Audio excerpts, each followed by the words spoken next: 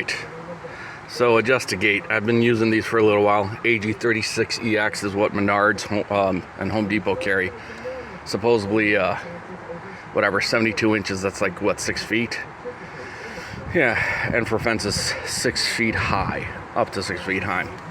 Long story short, there's ones that I ordered off of Target, as much as I hate them with their nonsense that they're doing for LGBTQ clothing, tuck away, whatever. But yeah, so I just lost a bunch of viewers right there. Anyways, this isn't for you. I'm not trying to help you. I'm trying to help the guys that are normal Americans. AG36-3, that's the stuff that's like up to 36 to 72 inches.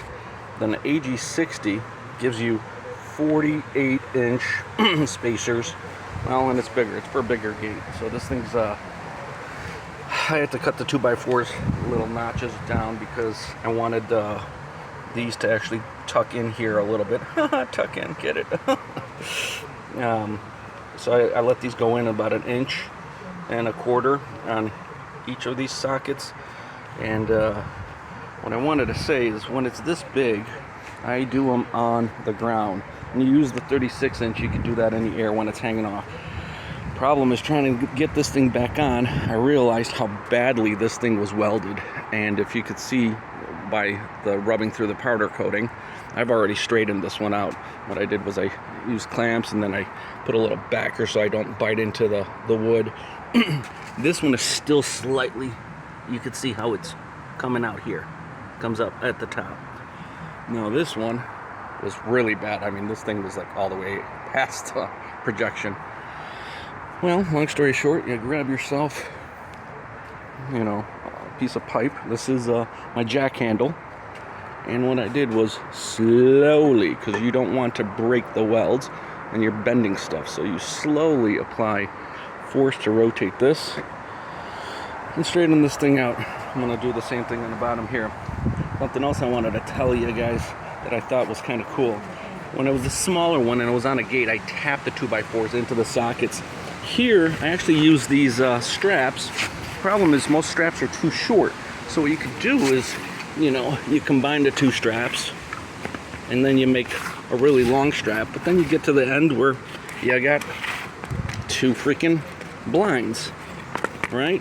So just put these two blinds through the ratchet and wind up two at the same time, and you'll be able to squeeze these guys back together. What I recommend, don't even tighten those center ones down until this thing is in the air. And then when you're anchoring, you squeeze this with the clamp, or at least I did, while I was squeezing with the strap.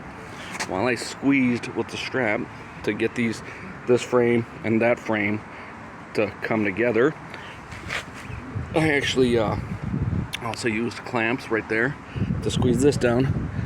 Put in these screws first to bring the 2x4s in. Then did one side while holding this up, so I got a nice even edge.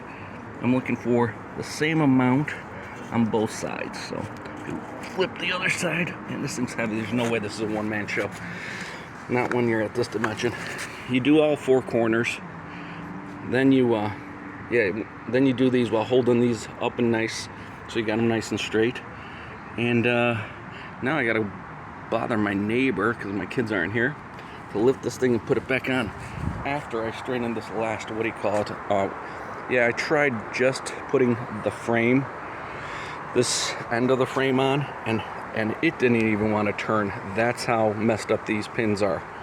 I'm actually using 2 pins facing up because I bought 2 of these kits, and one of these is supposed to actually face down so they don't steal your fence.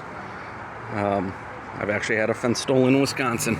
It's kind of funny, but I like to have them both facing up, so I take one of these from one kit and swap them with the same one of the other, so that I get 2 facing up, and that allows me to even, if I ever have a problem, I can actually just take the fence off the hinges, as long as these things are still straight.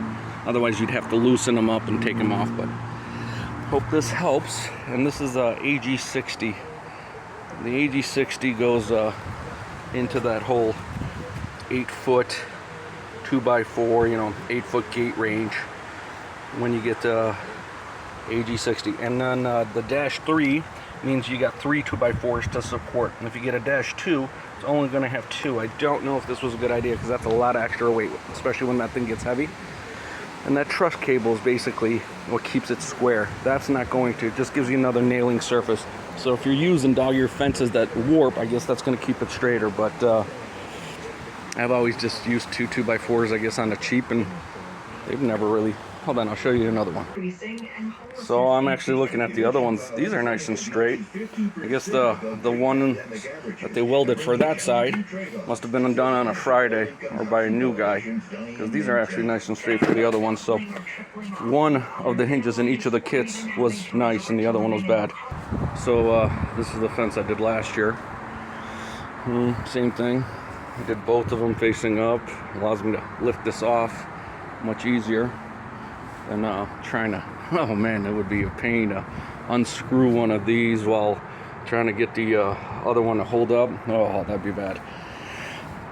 2 drop gate rods, and then I flipped it so basically both of these latches were on one gate, and the pins, both of them were on the other gate, and that kind of makes it a lot easier. But this fence opens up inwards. When you get them to open up inwards, there is a problem. I mean, when you get them to open up inwards, you got a problem that you got to clear whatever you're driving in your trailer. You've lost all this space. That fence I'm going to do open up outwards. And the thing is, if you got it opening inwards, you can actually get the seam to be really nice and tight, like here.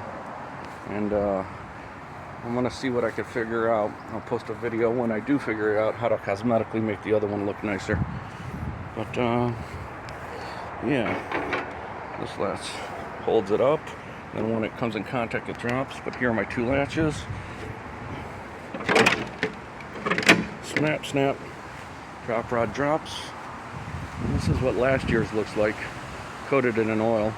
That guy did his fence like 2 weeks before I did this, and yeah, you should definitely coat it in this sealant.